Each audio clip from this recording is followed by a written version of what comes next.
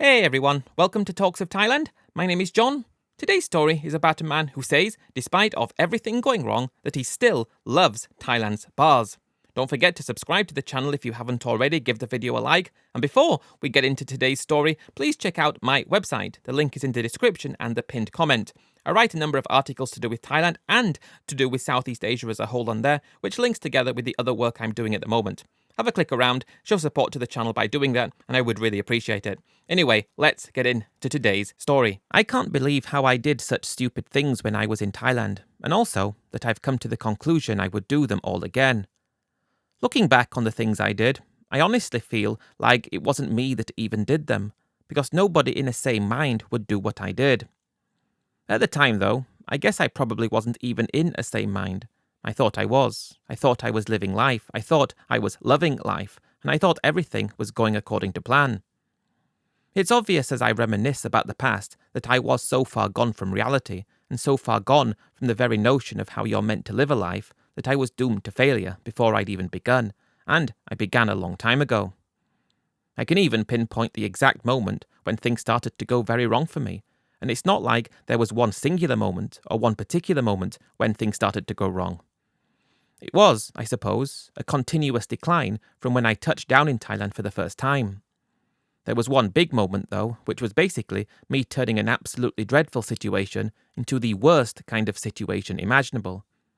It pains me to even think about it, because I was just throwing away my life and everything I'd done up until that point in my life, not realising that that's exactly what I was doing.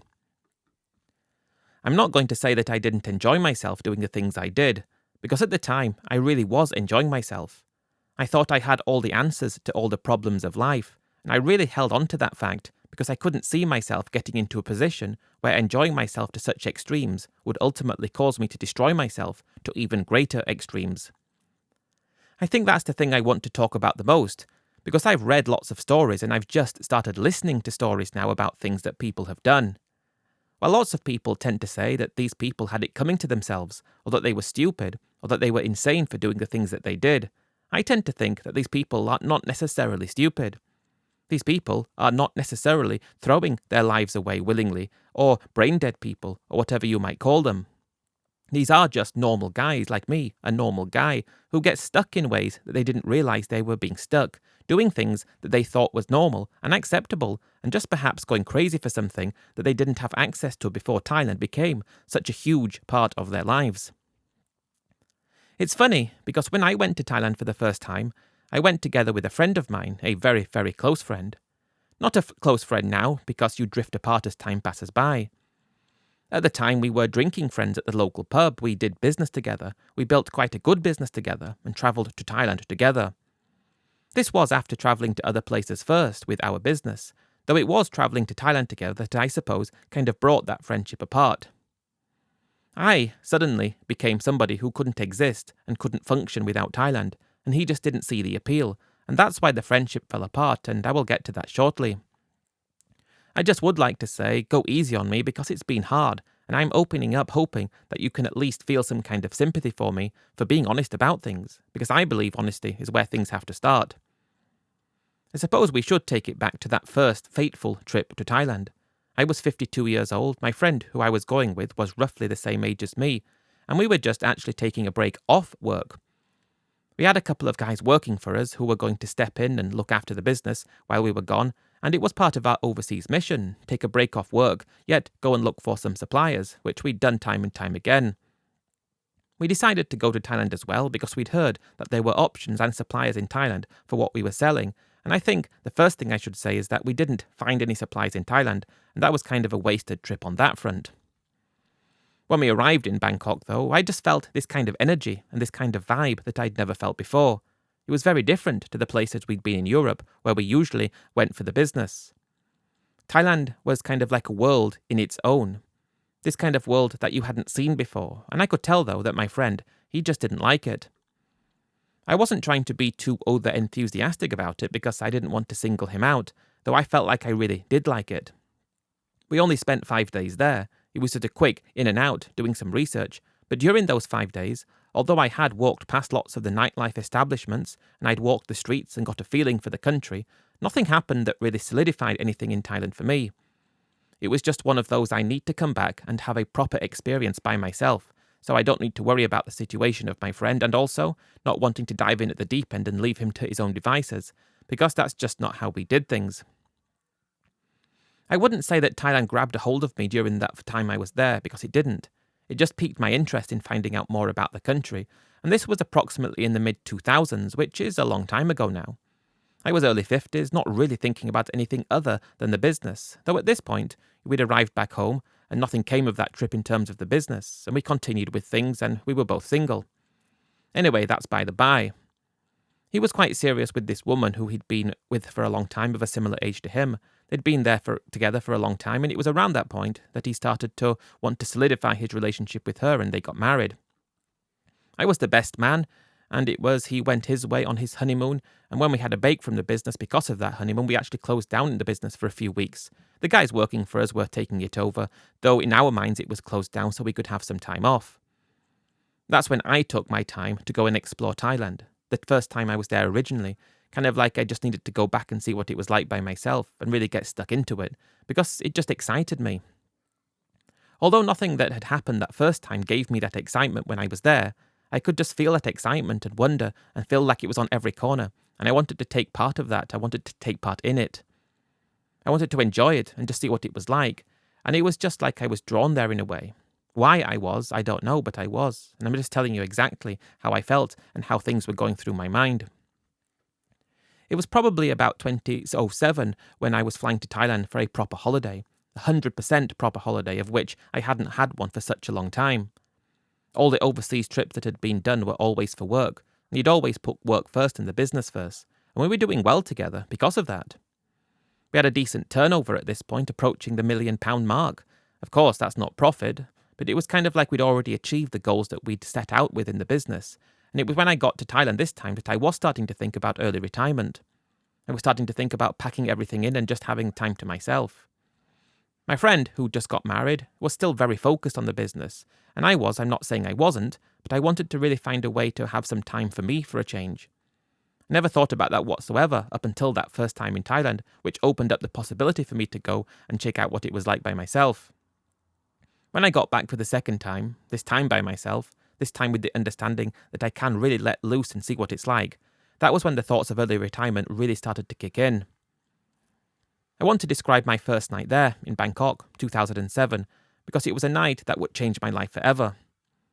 I've heard so many guys talking about how Thailand changed their life and how a single experience in Thailand changed everything for them, and it's not an extreme thing to say. People really are not exaggerating when they say this, because if you can think of 1,000 things that you've done in your life, 1,000 amazing times that you've had, that first night in Thailand, the first night experiencing that side of Thailand, it's a whole different sort of experience and a whole different sort of wonder, a whole different sort of anything that you could imagine. It really does change your life because you're experiencing something already in your 50s. This is me, by the way, in my 50s, experiencing something so different than something I've ever experienced before, something so much more wild. I would say that's the right word to use. Very difficult to actually lay words on it because it really is that good. So I was out in Bangkok. I went to a place called Nana Plaza. I just thought that was your typical place to go. Why not? It looks fun. And yes, it's a nightlife district, and you might even call it a red light district, though I don't know why people would actually call it that, because there it didn't seem to be the case. Anyway, that's what I'm saying, because I was in Amsterdam many times up until then, but I didn't partake in it there. It just didn't feel right. You'd walk past clubs when you're in another European city, and it was clear what was going on inside them, though you'd stay clear of them. You'd even cross to the other side of the street to walk away from them, because I wasn't interested. But it just felt like this is what Thailand was made of. It felt like this is the normal part of Thailand. I've heard guys talking about this before so many times, and I've heard people say it, and I've spoken to people who have said the exact same thing as me. Something that in Thailand is there. It's like the fabric of society. It's like a part of this wonderful society, and you could go no wrong by enjoying it. Who in their right mind would want to walk into an establishment like that in Spain, for example? I wouldn't, not in a million years. But in Thailand, it was just there, and that's what it was for, and that's why I think so many guys fall for it and love it as much as they do. I walked into this bar on Nana Plaza. It was right in the middle of the complex. I didn't walk up any stairs yet. This was to come later. I suppose it was a very tame entry to Nana Plaza. If you guys know it, you walk in, Soi 4, you've got bars on the left through those that aren't really part of the plaza, and you've got, I would say, 4 or 5 or even more than that. Can't remember the exact number, how many bars were there, in the middle, on the main ground, right in the middle. Then you've got the bars around the side, and that you went up and sat down right in the first bar, right in the middle of the complex on the bottom floor. And to me it was just extreme, but not as extreme as the ones I would find later. There weren't any stages in that bar, it was just a normal bar, and I take a seat and I'm just in shock of everything that I see around me. We'd actually walked past that on my first time there, and I desperately wanted to go in, though my friend was like, no way, I'm not going there. I suppose he didn't see the difference like I did. He perhaps compared it to somewhere in Europe and thought it was the same, but I didn't see it that way, and many guys don't. I get it, if you're a guy that doesn't see the difference between a place like that in Thailand and a place like that in Europe, then you have every right to say the things you say about the guys who have things happen to them in Thailand. There are people who can see a difference though, a huge substantive difference that makes everything else not make sense. I get it. If you don't see the difference, perhaps that's why you don't understand Thailand. But I'm sitting there, ordering a beer, so shocked about how cheap it was. I mean, I'd experienced that the last time before, though here, in an actual enjoyable place, it's cheap. It was actually quite early evening this time, so it wasn't wild busy yet, and the first thing I remember was this lady pushing a cart around with all those bugs and insects, and just feeling like I'm there wanting to experience it, that I might order some. I ended up getting some crickets. Didn't really taste so bad, and I was there nibbling on these crickets thinking that I'm the most adventurous man in the entire world. A girl then arrives for her shift and she starts talking to me, and I'm thinking this is exciting. I knew what the game was, not like I didn't, but I thought the game would feel different. I think that's the most important thing to say. Who's there and experienced the bad side of a town like that at home and seen girls on the side of the street, or women, you would call them, and think not in a billion years, but this was different.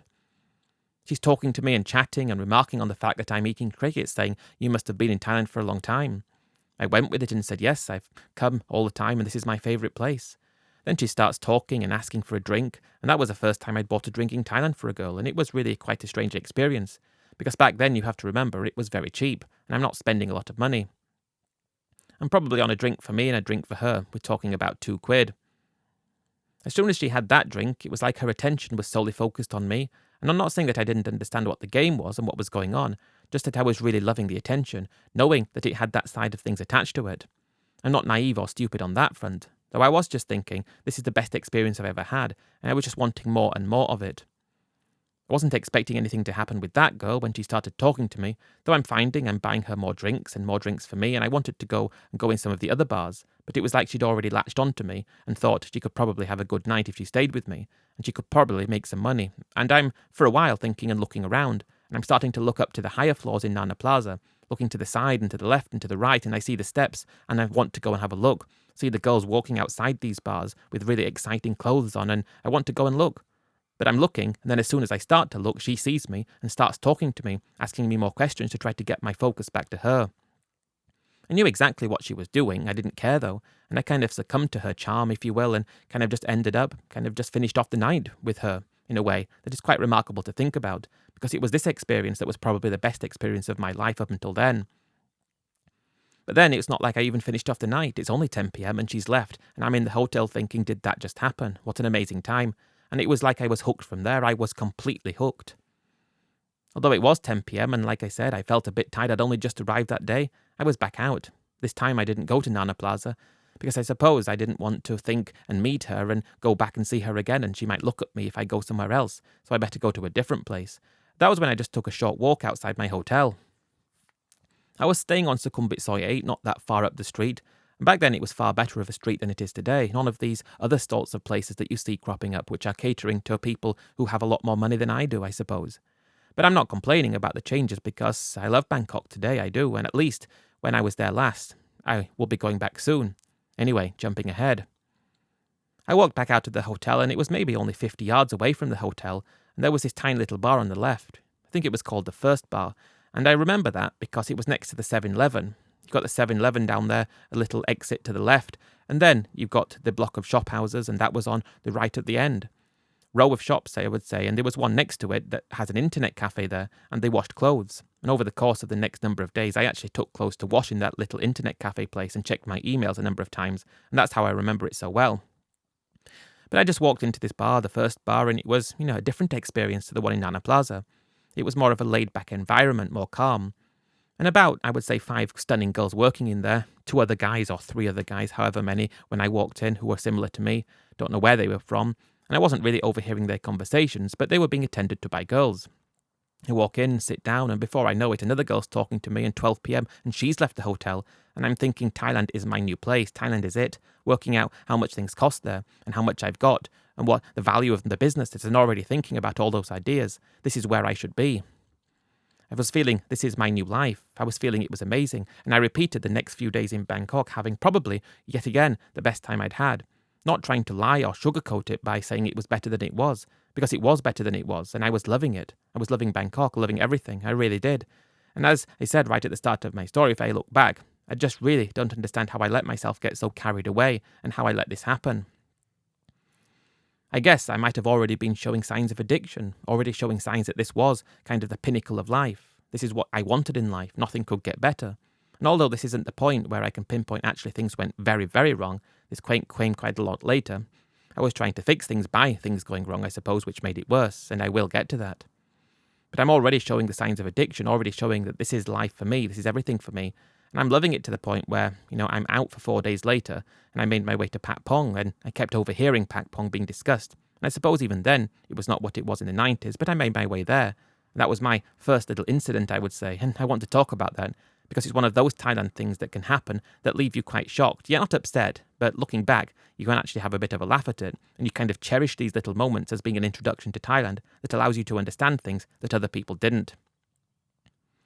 What I'm trying to say is I made my way into this bar in Pat Pong. There were 2, what I considered stunning 10 out of 10 girls outside, and I saw them, and when I was walking past, they said, "Hello, welcome, handsome man." I walk in, sit down on one of the sofas, and they've got a stage there in the middle, and I had a couple of beers in me, so maybe that's my excuse. This gorgeous girl's come and sits next to me, and she's very forward. I would say that she was a lot more forward than the girls I'd met up since then, saying things that she didn't seem to be shy or reserved in any way, and she was just beautiful perfection, I thought. I really did think that. She's absolutely stunning, like stunning more than all the other girls that I'd met, and she's very provocative and saying things that other girls wouldn't say, and I hadn't caught on yet to what was going on. I left with her, as I did often up until then, and I was doing it a couple of times a day at this point because it was just life. It was loving life and everything to that extent. We made it to the hotel, and that was when I found out that she wasn't a she at all. It was a ladyboy bar. I had no idea. Of course, if you know, you know, and then I should have known kind of thing, but I didn't. And I wasn't angry or anything because that wasn't for me to be angry about. It was obvious when you actually look and think, oh yes, this is really easy to see, and it's not necessarily a lady in that sense, yet I don't know. I was not thinking what was going on, as I didn't even think that was a possibility. Didn't think I would get tripped up, so I didn't pay too close attention. I didn't do anything rash or hasty. I just said, "Oh, I'm not feeling very well, actually. Don't worry, I'm not going to not give you anything." And I did, and she left. Should I call her a she? And I actually had a bit of a chuckle to myself, though that I thought I knew better, and I didn't. I'd already kissed her. Anyway, I don't want to say it.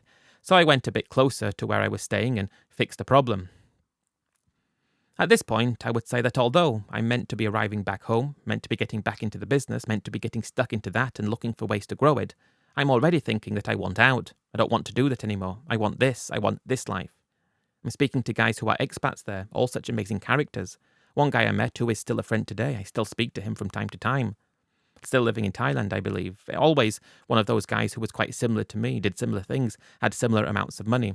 Though he didn't make the ultimate mistake like I tended to do. I made an ultimate mistake, and I will talk about it. But he's living there, I speak to him from time to time, and what a character he was. Though he was talking about what Thailand was like in the past because he'd been there for a long time, retired very early, and he was just in the right place, right time kind of situation that allowed him to benefit from what things were like before. I'm speaking to guys and how they live there, and that's why I'm starting to come to terms with the fact that I could do this. This could be me. What do we like about Bangkok? I'm asking people, and he's saying, well, what do you like about it? And then we both have a bit of a chuckle. Met up with him a couple of times, and each time I met him, he's got a different girl with him, and he'd been doing this for years. I just looked at him like he'd answered all the questions and all the problems of life. He'd fixed everything, and had a life better than other people had, and was living every man's dream, and I wanted to be him. I looked up to him, I suppose, and I felt fortunate to be able to become a friend with him. I went from there after probably a week in Bangkok, don't know exactly, but I went down to Pattaya. I was only going to be there for a few days, and then I was meant to be going down to Phuket. I did eventually make it there, though in Pattaya I kind of got lost down Walking Street, And I don't think Walking Street like Walking Street today because it's not the same kind of place, but I got lost down there. Not lost in the physical sense, like I didn't know where I was, just lost in this sense of complete awe about how fantastic it was. I loved the open-air places about halfway down Walking Street, and then you have the other style places like you see in Nana Plaza, and I was just loving every second of it. It was even more affordable there than it was in Bangkok, but I just felt this affinity to Bangkok, because I suppose that's where I went when I got to Thailand first, and I just felt like I liked it more. I had a great time in Pattaya, probably met 3 or 4 absolutely stunning girls there, real girls. I'm not here for anything serious, this is not going to happen, but it was too great to think about doing anything that would be serious, because the casual was what made it great. I headed back up to Bangkok and I went down to Phuket, and that was when Thailand got better for me yet again. I get it when some people say they don't like Phuket to the sense that they like other places, though for me, Phuket was just this idyllic paradise. It really was idyllic. We didn't have the same sorts of people going there at that time. It wasn't full of people from Russia, I guess, so that was paradise. I went to Bangla Road, of course I did, which I definitely gravitated towards just naturally, and I was already picturing my retirement. I was already living it, I suppose. Live in a condo in Bangkok, go out every night, every couple of months head off to Phuket for a week, soak up the sun by the beach, go back to Bangkok, and just continue.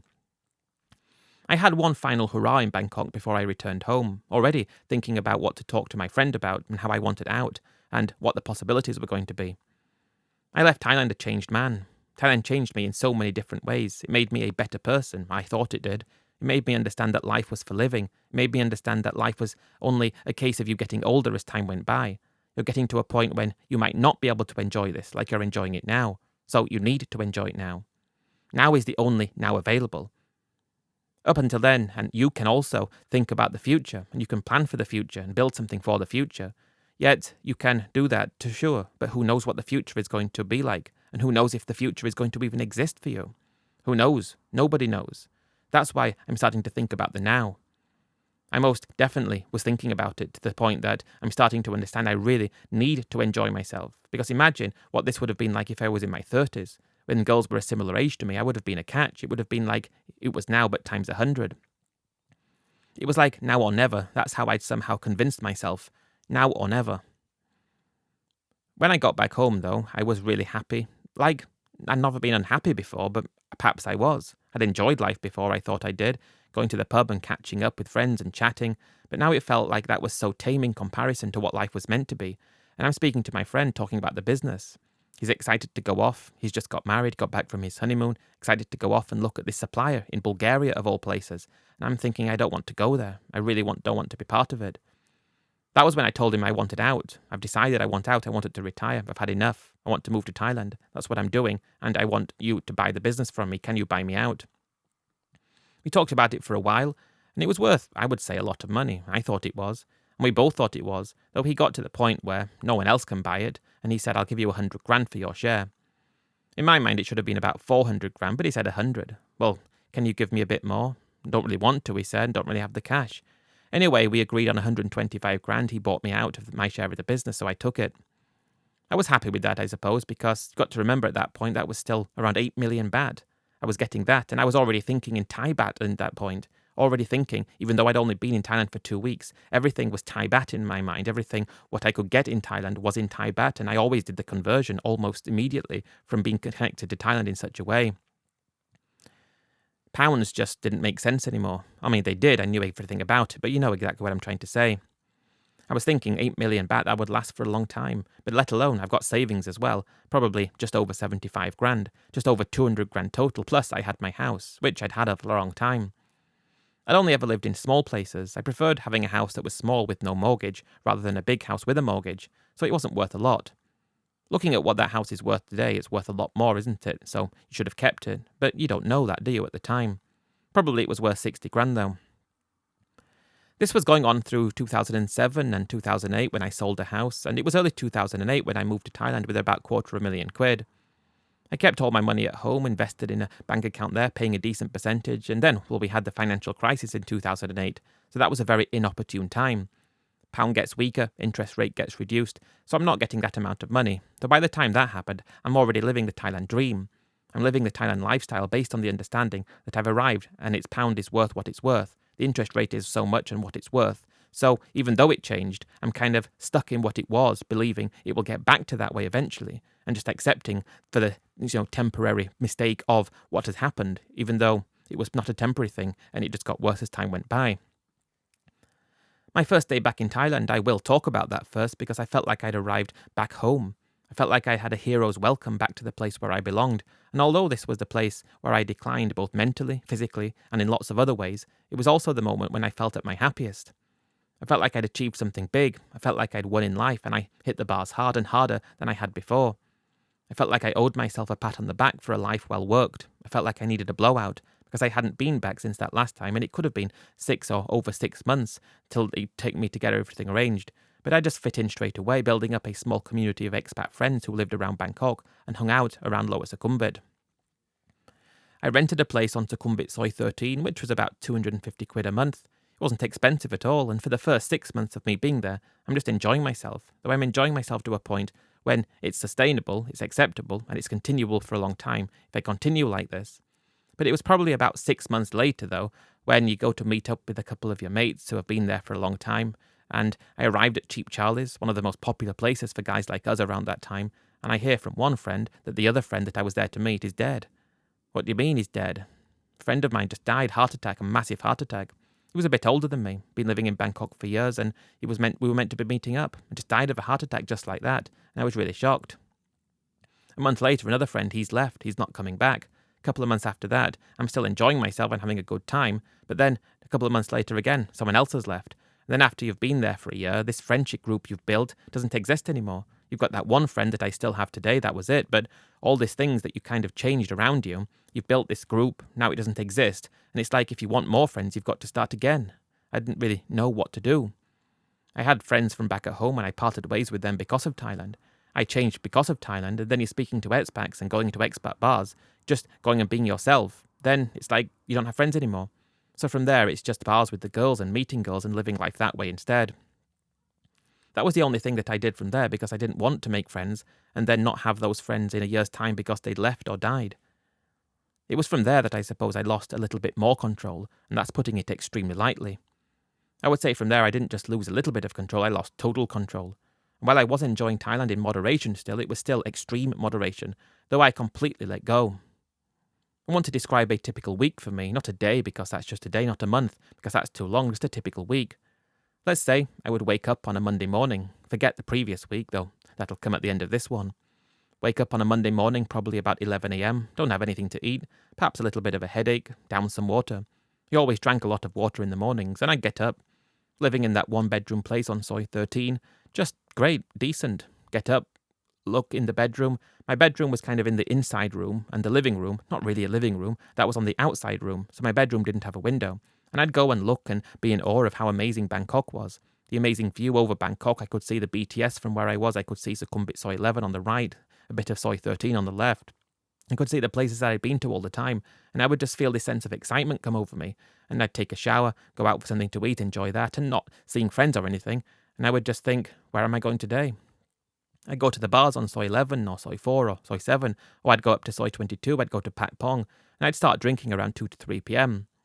Probably meet a girl, have a good time with her, get drunk with her, and notice that things are getting more expensive since the financial crisis and things of that nature, though it's not so expensive that it's starting to panic me and starting to make me worry, and I should just say that I was enjoying myself.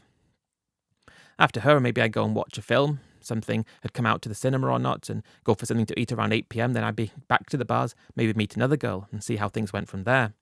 Just enjoying life. At this point, I was starting to have different girls that I'd met regularly, go back to a bar, I've seen her before, and it was getting difficult to meet new girls, though I was just loving everything about it.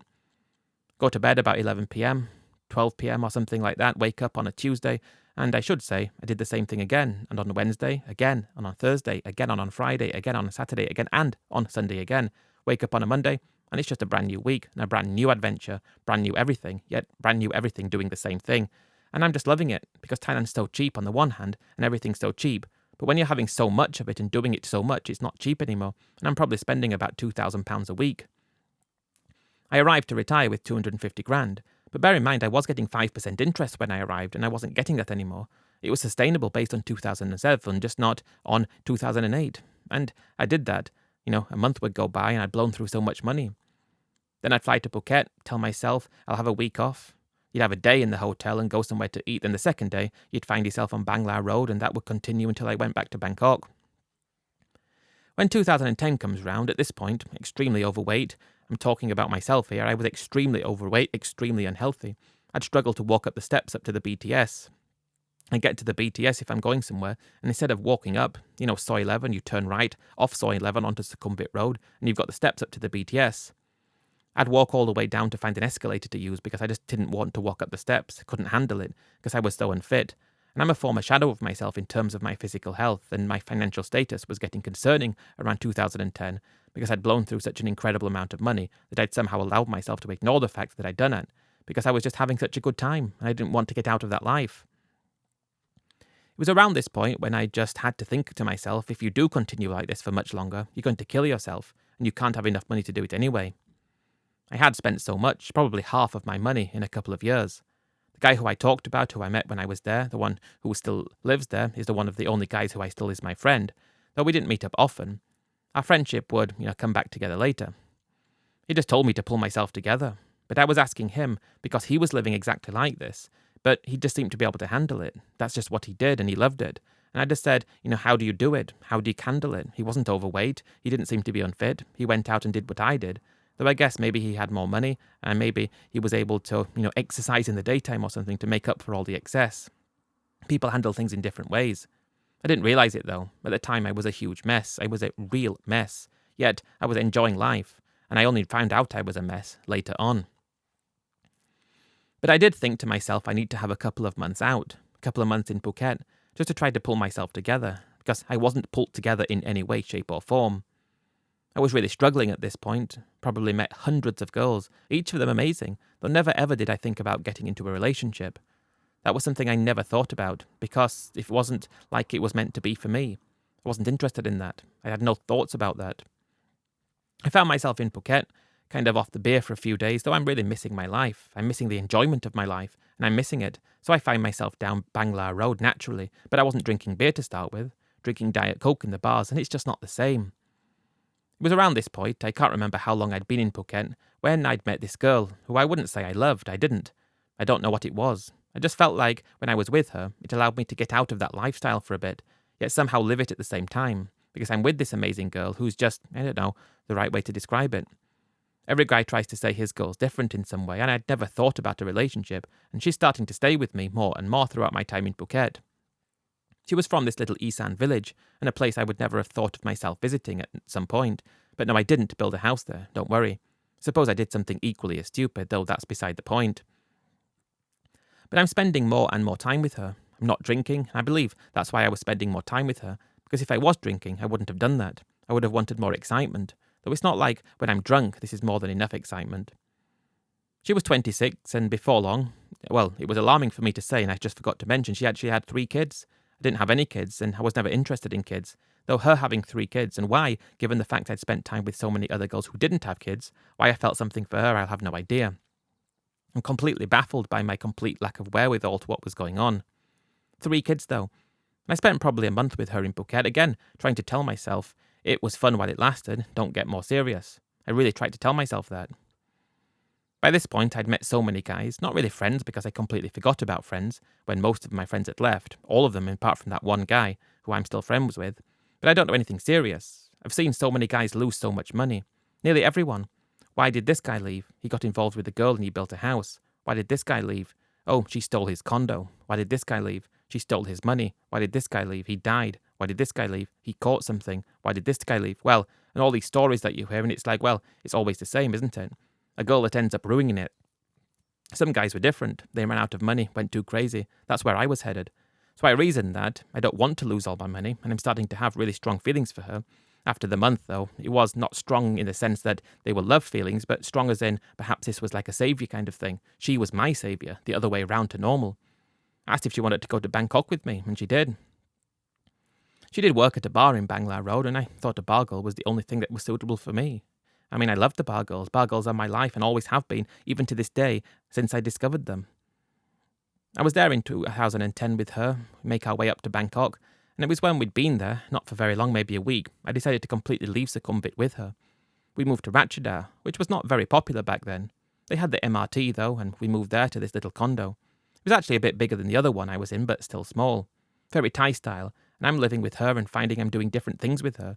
We're going out to eat at Isan restaurants around the area, and we're starting to drink together again, and I'm starting to drink again, though I'm just having the time of my life with her in a way that I never thought I would have with a single girl.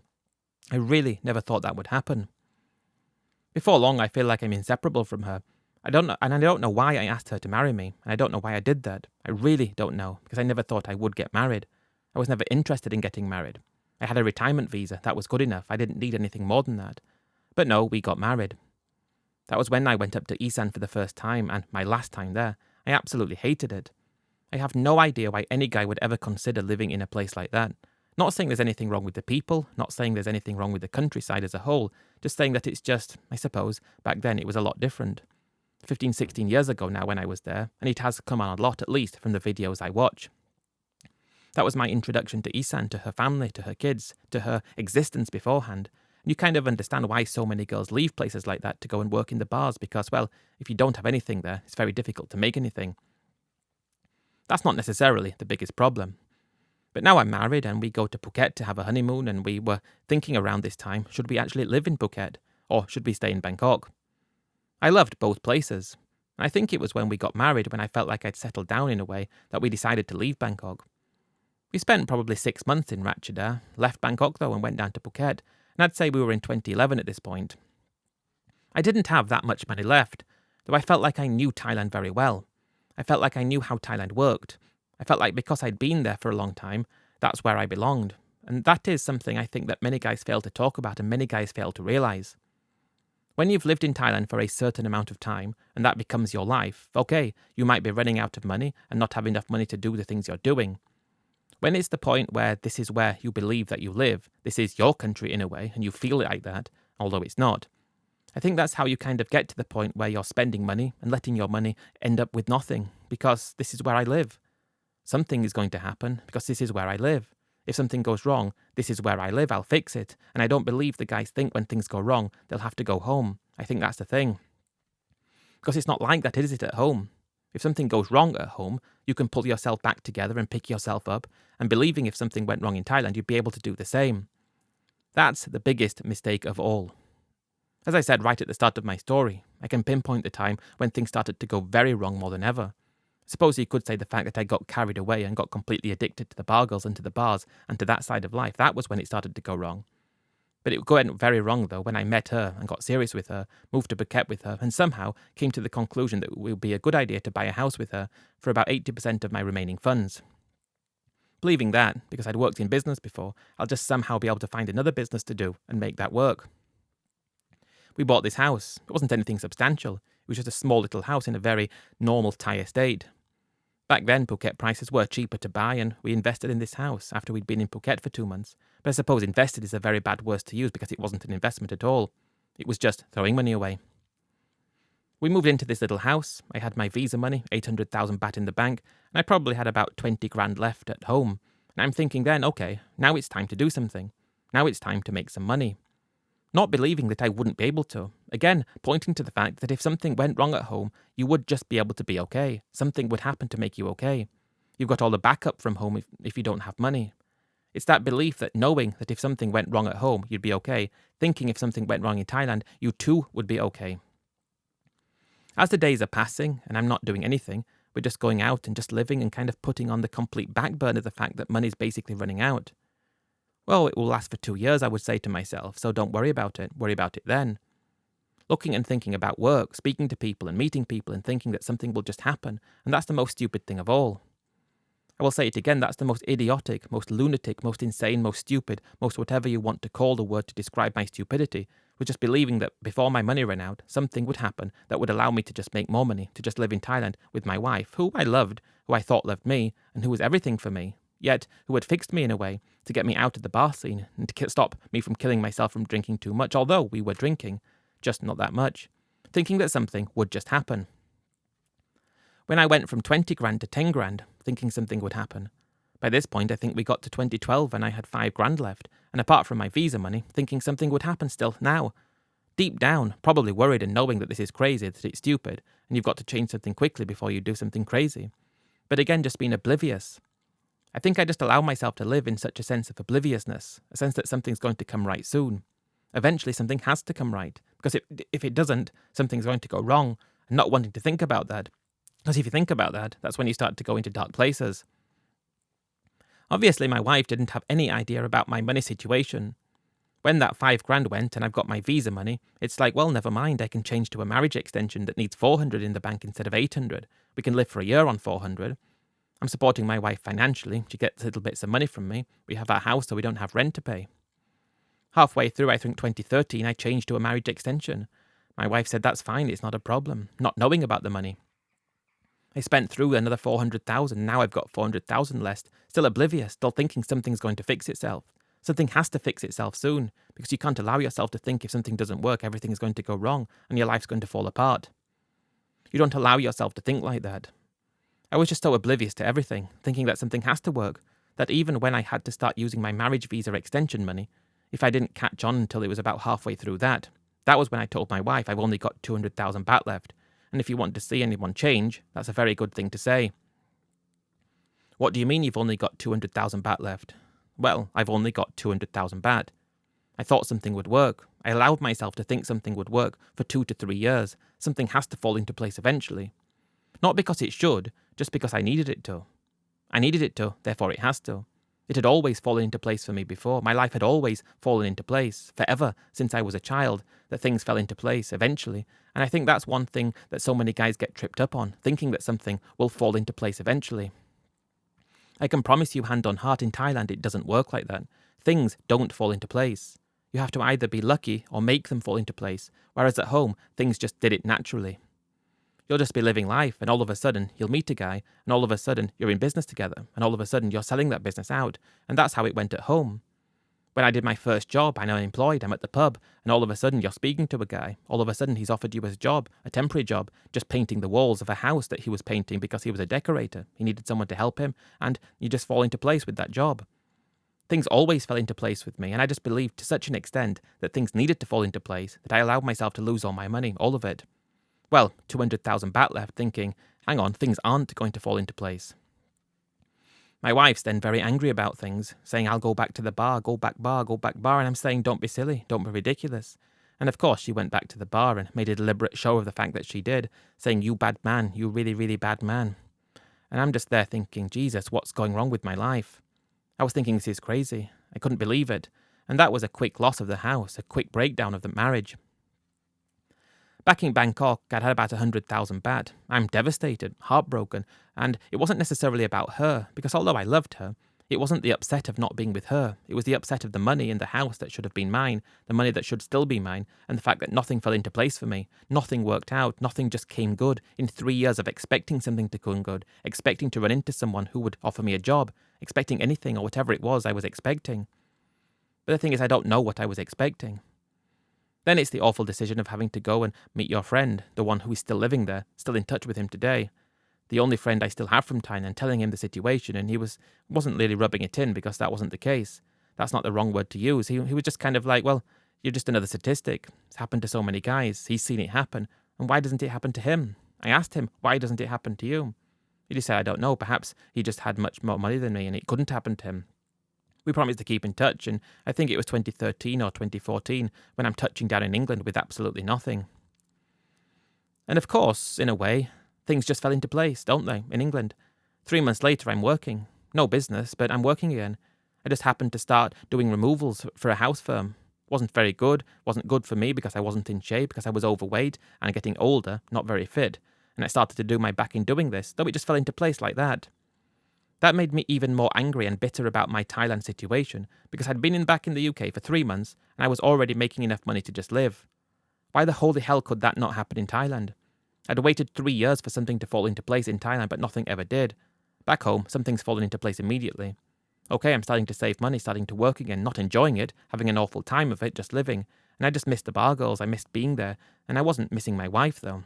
I didn't even think about her anymore, I just forgot about her. She was just what was meant to be a solution to a problem, and it made the problem worse. But I suppose I would have run out of money anyway, even if I just continued down the bar girl path, because that was the path I should have been on anyway. But I would start saving up money to go back to Thailand as often as I could, and I did that for a number of years, still living it in a way. I'd be in Thailand for 2 weeks, enjoying the bars, working for 6 months, but not putting anything into place for the future. It was just an awful life. I couldn't be where I wanted to be. The addiction didn't drop. It didn't drop until COVID happened, and I wasn't able to get to Thailand, and I had to really pull my head together and think about things and really understand that you need to put a plan in place for the future, because the future is basically here now, and you don't have much future left if you continued being like this. I was already in my 70s. I didn't feel it though. I was, getting a pension, a state pension, which wasn't a lot. And it was around COVID I was getting this pension, and I'm just thinking, okay, what you can do is just pack it all in when you can and go back and don't succumb to the bars anymore. Approaching the end of COVID, I found out that I had cancer, so I thought, well, that's not going to happen, is it? I've just remained in England ever since, and I'm still addicted to the bar girls, although I don't enjoy them. It's crazy because I'm an old man. That was my life, and it's been my life ever since, and that's just how it is. I'd say to anybody, probably, if you're weak, don't go to Thailand. If you can get addicted to things, don't go to Thailand. I'm not addicted to any other things. I suppose I might be addicted to drink, and I don't know how long I've got left, though I would like to leave it by saying I am headed to Thailand again in 2026, probably later on in the year. I'm just going to go as wild as I possibly can. I can still walk, I can still get about. Treatment is working at the moment, and I'm just going to go and enjoy it myself. If 2 weeks of enjoyment knocks 2 years off my life, I don't care anymore. I really don't care anymore about that at all. As soon as I was introduced to Thailand, that was it for me. Nothing else mattered, and nothing else still matters to this day. That's the whole 100% truth of it. That's everything about it. Although Thailand's got more expensive, although it's not the same as it used to be, the thought of wandering into a bar is just too good not to think about. It's an addiction that will be with me until the day I die, and I'm prepared for that, and I've accepted that, and I've come to terms with it. I often think about my friend who I did business with, who was retired himself. Now he lives a couple of miles away from me in a really nice big house with his wife. They don't have any kids, but they go on holiday every now and then. He's got a nice car. But I look at him and I think I don't want that. I don't want anything like that. All I really want to be is in Thailand with enough money to do what I want to do all the time. That's all I ever wanted, ever since I went to Thailand for the first time, and I can't have that. I can go back soon though, and that's what I'm holding on to today. If I could go back and change anything, it would be don't go to Thailand at all in the first place. Don't develop that addiction. Don't develop that connection to the country. And that would be the truth of it, and I would do that in a heartbeat if I could. I wouldn't go back and change things once I was already addicted though, because it was too much fun, it really was. It was the time of my life, and I lived that every day, at least by dreaming, and I just can't wait to get back to Thailand soon. Will it be my final hurrah? Who knows? Maybe it will be my second or my third final or whatever. I'll be there, and I'll be living it, and I'll be loving it as much as I can, and at the end of the day, who cares about anything else?